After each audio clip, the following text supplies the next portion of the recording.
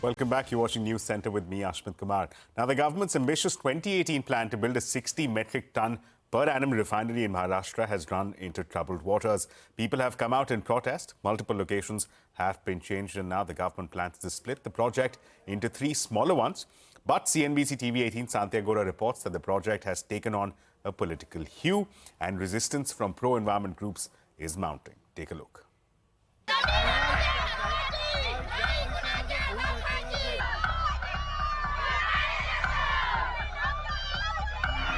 In 2023, thousands of villagers from Maharashtra's Barsu-Solgaon region began protesting against the central government's plans to build a 3 lakh crore rupee 60 MMPTA refinery in the area.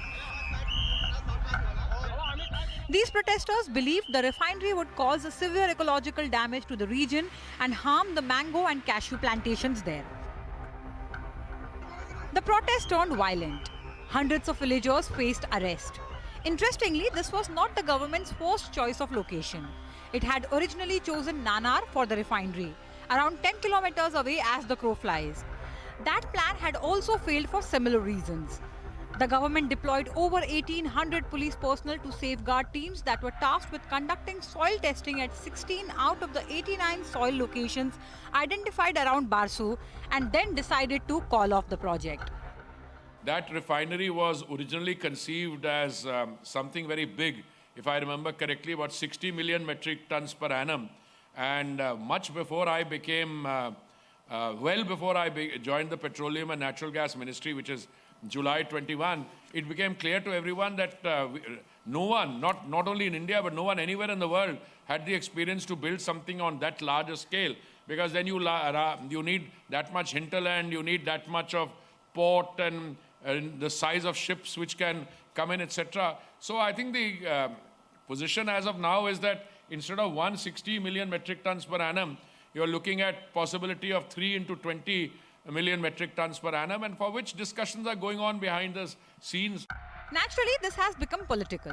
Opposition leaders who joined the Barsu protest questioned why the government shifted the refinery from Nanar to Barsu, issued a notification to acquire 2,300 acres, created panic among the people, and even conducted soil surveys if it lacked the capability to build such a massive project in the first place. भारी नुकसान हुआ, लोगों को तो काफ़ी परेशानी हुई। कई बार लोगों को जेल में जाना पड़ा, महिला जेल में गई, धूप में बैठकर वहाँ प्रदर्शन करते थे, उनके ऊपर लाठी चलाई।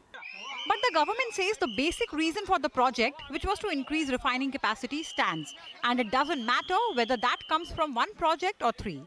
It also adds that the projects will also fulfill the need to create over 1.5 lakh jobs and boost the Konkan region's economy. Indian Oil Corporation, Bharat Petroleum and Hindustan Petroleum, which signed the MOU for the refinery with Saudi Aramco in 2018, have not responded to CNBC-TV18's queries on the next step.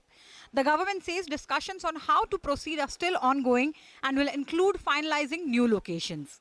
For now, after 6 years, there is still no forward movement on this project, and all it has brought are violent protests, injuries and police cases. What is clear is when the government does decide on the next course of action, the entire process will begin from scratch, and there's no guarantee that those sites won't see protest or further politicization of the issue. In Mumbai with camera person Vijay Anand, this is Santia for CNBC TV18. Well, with that, it's a wrap on this edition of News Centre. For more news and updates, continue watching CNBC TV18.